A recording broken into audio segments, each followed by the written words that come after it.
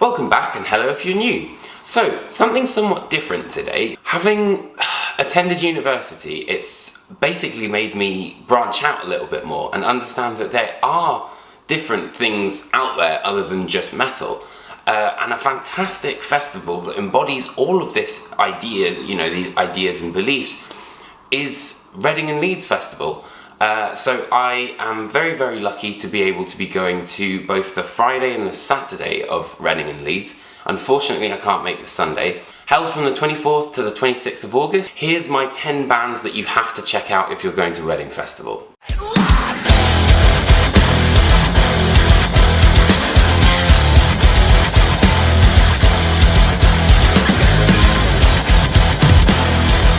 Over this year, I've been getting more into their material, and the band have just announced their brand new album, Disease, and have released 3 singles already. And if you haven't checked them out, I cannot tell you that you're really missing out. I've never seen Betsys Live before. I heard them at Download once, but I'm really, really excited to see what this band bring to the stage. So their brand new album will be out September 28th via Red Bull Records, and I'll be sure to be reviewing it. Next up is The Fever 333. We're coming in, motherfucker, coming in, motherfucker, coming in, motherfucker, coming in. We're coming in, motherfucker, coming in, motherfucker, coming in, motherfucker, coming in. Made up of the ashes of Let Live, Night Verses and The Chariot. If you guys know any of those bands, then you'll know that this band is not one to miss live. Combining the political swagger of Rage Against the Machine with the energetic delivery of what only Jason Butler could deliver, The Fever 333 are kind of unlike anything else at the moment. Having released their brand new EP last year, Made in America, it'll be really interesting to see what the next step is for this band. The band are thought-provoking and combine a multitude of genres, which is exactly what Reading really is about nowadays. Up next is probably a bit of a wild card, is Kendrick Lamar. I got loyalty, got royalty inside my DNA. Cocaine quarter piece, got war and peace inside my DNA. I got power, poison, pain, and joy inside my... I know you guys might think that this is a bit odd and slightly totally different, but Kendrick Lamar, I feel, has got that vibe that metal has. Despite obviously being a rap artist and being absolutely massive, I feel that he embodies that revolutionary aspect and this rebellious nature that we all kind of live by in heavy metal. And to me, it almost sounds like progressive rap, if that's a thing. There are elements that not only Kendrick Lamar combines both live and from the record, but there are so many political undertones in the music. Particularly if you would have seen his Grammys performance, you'll know that, the man is a performer. And despite, maybe not necessarily being the normal thing I listen to, given the fact that I want to kind of branch out, I think it'll be absolutely fantastic. Now I'm going to be showing my emo roots a little bit here, but I have never seen Panic at the Disco.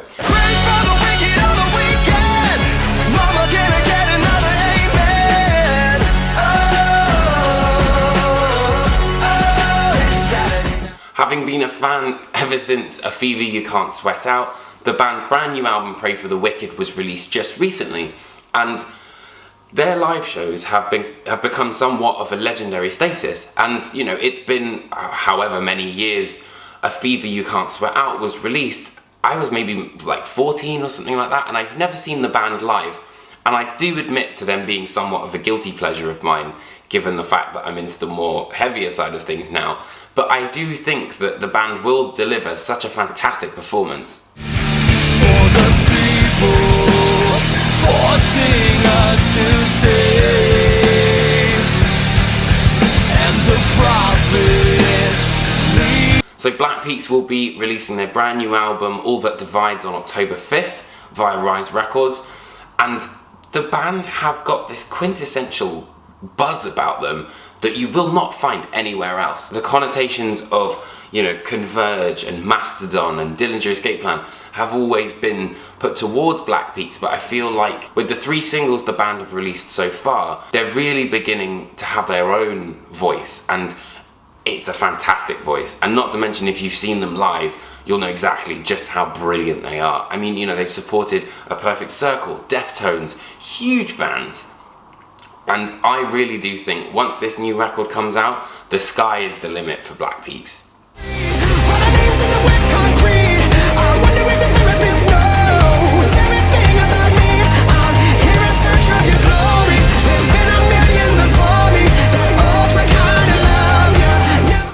Off with a bang, the band released their brand new album Mania. Originally I wasn't too kind of sure about it, given this whole, you know, kind of electronic element, but having seen the band perform at the O2 Arena earlier this year, it was absolutely fantastic. And to see what the band are going to deliver as a headline set at Reading Festival is going to be absolutely insane. Not to mention, you know, the cuts of like Sugar We're Going Down, Dance Dance, Thanks for the Memories, you know, those classic emo anthems. Everything I know, what I etched in stone, will fade in time. Foundations now want. Another band that I've just kind of stumbled across is Trash Boat. The band have released their brand new album Crown Shyness, and I cannot stop listening to it.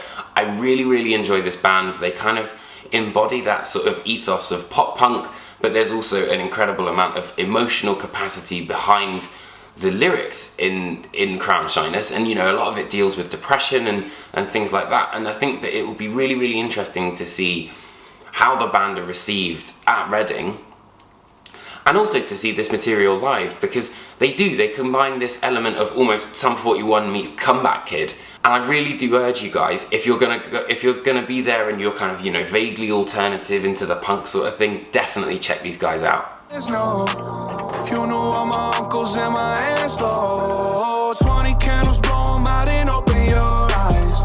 We were looking forward to the rest of our lives.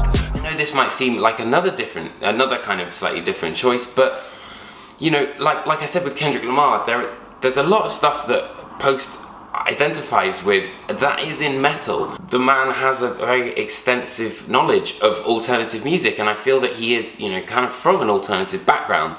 So it's absolutely amazing to be able to see him make this like 180-degree turn.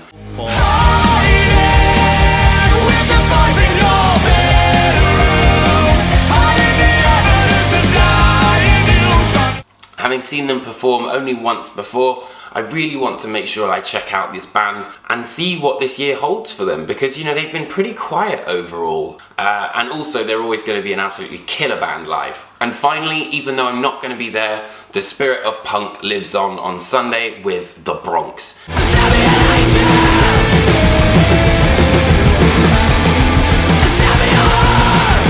And you can't beat the Bronx, honestly. If there's one band that you really need to check out if you're into punk, I mean, I'm sure I'm preaching to the converted here, but the Bronx are absolutely fantastic live.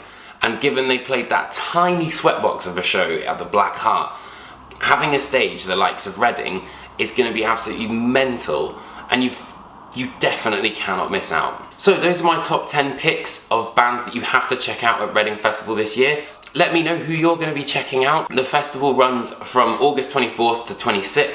There's going to be some really interesting stuff going on. It's such an eclectic mix of different bands and different genres, and I'm really looking forward to my first ever Reading Festival. So I hope you guys enjoyed this video. If you did, hit that like and subscribe button. I've got a whole load of interviews and album reviews, all sorts of stuff which you can check out. And I'll see you guys next week in the field at Reading. Alright, take care guys.